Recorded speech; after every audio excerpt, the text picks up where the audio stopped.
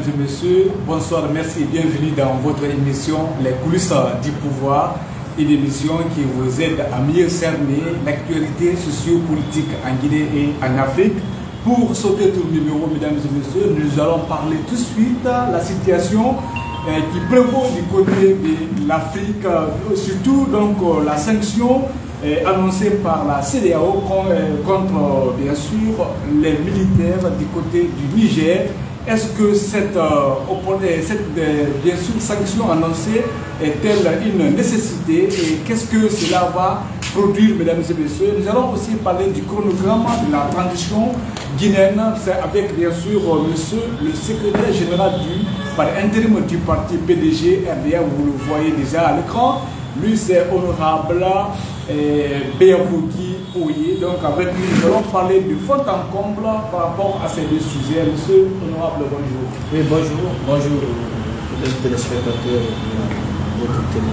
Voilà, donc, je rappelle que vous suivez bien sûr votre émission, Les coulisses du pouvoir sur Lola Plus Média. Honorable, nous allons parler bien sûr de la junte militaire du côté du Nigeria. On a suivi tout récemment le communiqué, contre-communiqué donc de la CEDEAO, mais aussi le communiqué du Niger qui, donc le chef d'état-major également a fait un autre communiqué pour dire qu'ils sont prêts pour l'intervention militaire. Et de l'autre côté, le Burkina, le Mali, même la Guinée aussi, donc c'est ajouté aux autres pays donc, pour affronter la CEDEAO.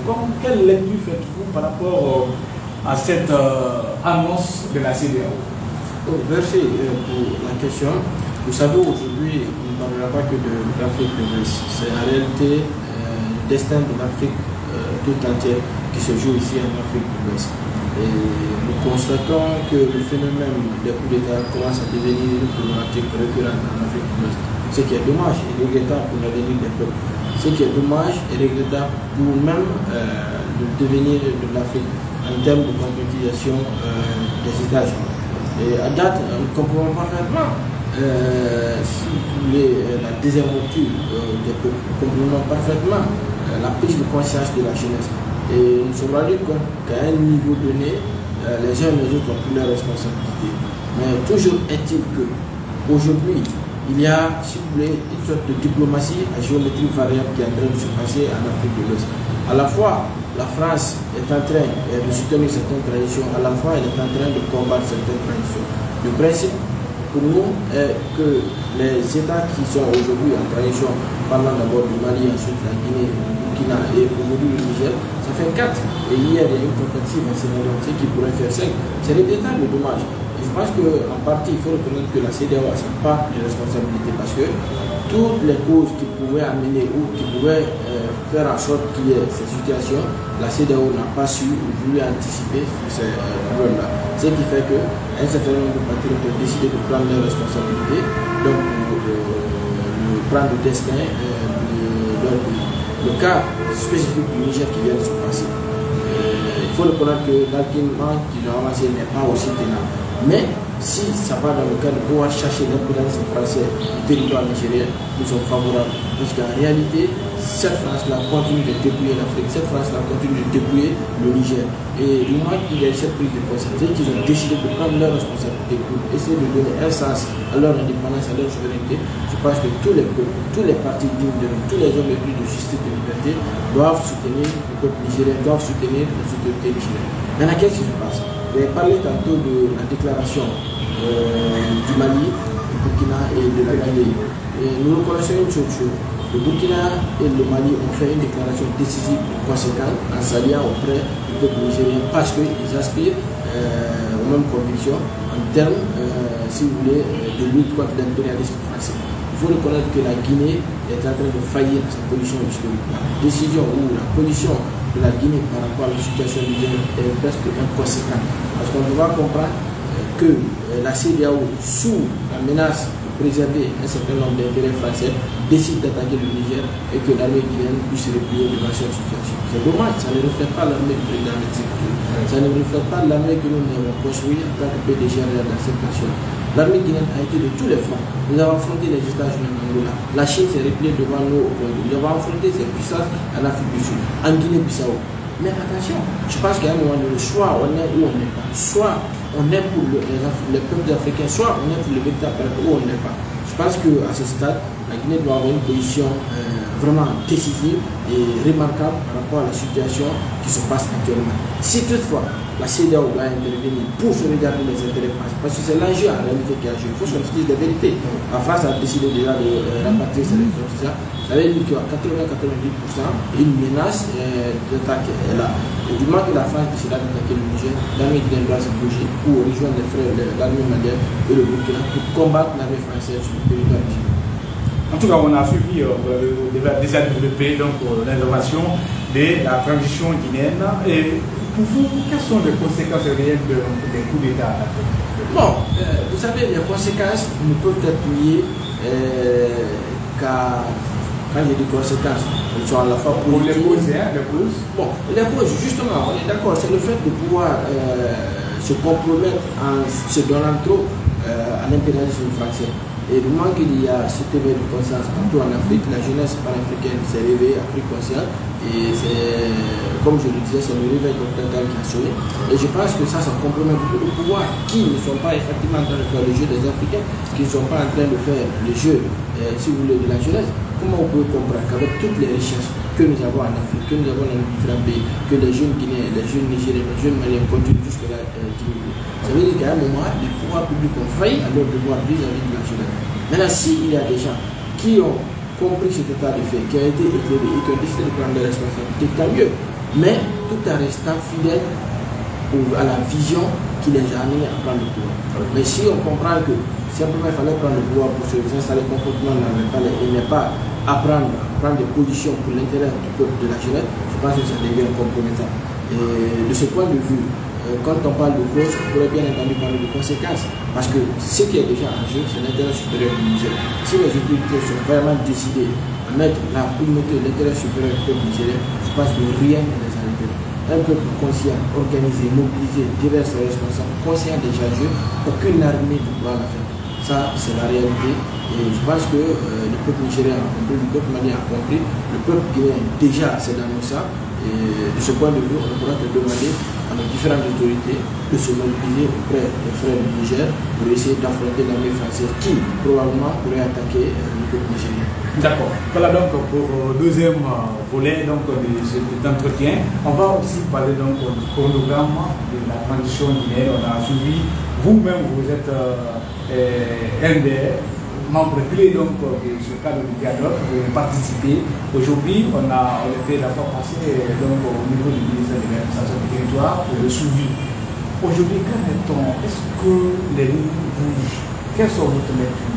Bon, je pense qu'il faut faire la part des choses. Il y a le comité du suivi du programme, ça c'est le ressort du gouvernement et des partenaires financiers. Il y a le comité national du suivi des résolutions du cadre de l'ordre. Mais le tout d'année, ils diront clairement que les lignes ne bougent pas. Parce que imaginez, on n'a que 2 ans pour la transition. Aujourd'hui, ça fait combien de mois par rapport à combien qu'il y a une grande inquiétude.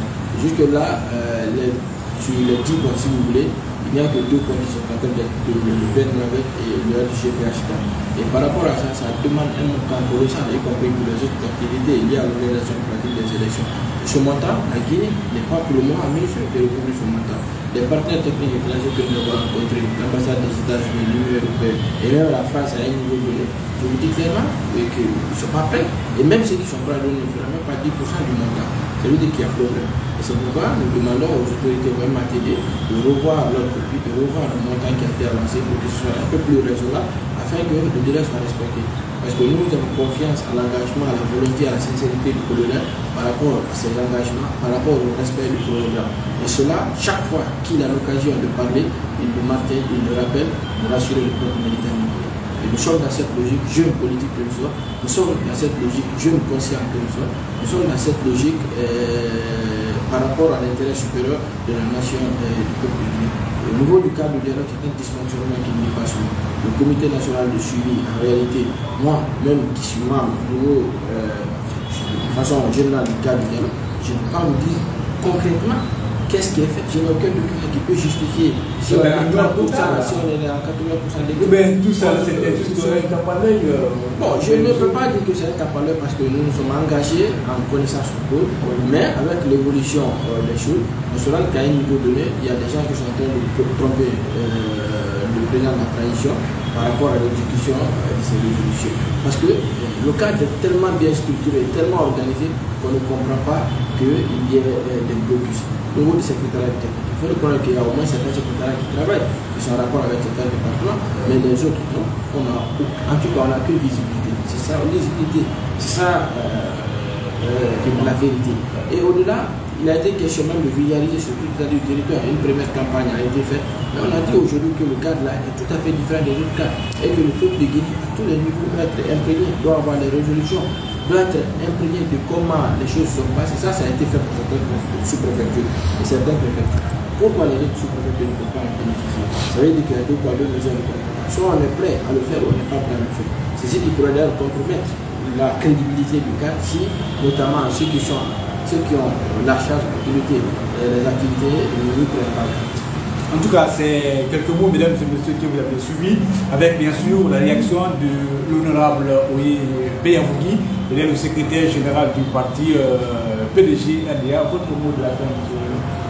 Le mot de la fin, c'est encore une fois de demander au peuple militaire de Guinée, aux camarades militants et sympathisants du parti de la révolution démocratique africaine, que cette fois-ci, c'est l'Afrique même qui est à son tournant décisif.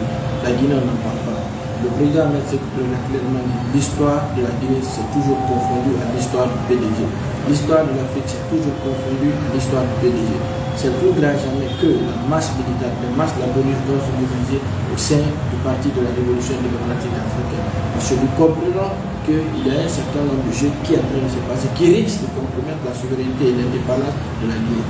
Pour cela, nous sommes des petits-fils et des arrière-fils de la Samuel Touré, qui s'est battu pour sauvegarder notre dignité, qui s'est battu pour sauvegarder notre indépendance, qui s'est battu pour sauvegarder notre intégrité. Au-delà, on parle des Soubenets Touba, des Raphaël Diallo, des Bokar Biro, et Ahmed Sékou Touré qui a suivi cette ligne avec tous ses compagnons, Badia Kamara, Aïdama Folimangou, Nassina Daoui, Là Sekoula Diallo. Tous ces gens ont lutté durant toute leur vie pour que nous, aujourd'hui, nous puissions bénéficier de cette souveraineté, de cette dignité, de cette indépendance. Si aujourd'hui des politiques gouvernementales sont en train de pouvoir compromettre cette indépendance en privilégiant l'ancienne puissance coloniale qui est en train de redéployer cette tentative en Guinée, nous ne serons pas d'accord, nous qui sommes donc héritiers de cette ligne-là. Parce qu'il est question que la Guinée puisse s'affirmer dans le Conseil des Nations. Il est question que la Guinée puisse reprendre son rôle décisif pour l'émancipation des peuples africains. Et cela, ça se fait sans demi-mesure, ça se fait en toute connaissance du peuple, ça se fait dans le plus grand sacrifice. C'est pourquoi nous exhortons au président de la transition, le colonel Madi Boula, qui a vraiment l'assurance du peuple guinéen, qui a, si vous voulez, la confiance du peuple guinéen à rester droit dans ses bords, conformément à ses engagements du 7 septembre pour ne pas compromettre l'essentiel de la fondation auquel nous tous souscrivons. Voilà, donc c'était le mot de la fin donc, de cette émission de notre honorable Oye Beyavougui. Merci mesdames et messieurs, ça n'est fini votre émission Les coulisses du pouvoir. Nous vous bien sûr laissons prochainement, on va se retrouver pour un autre numéro. Merci, bonsoir chez vous.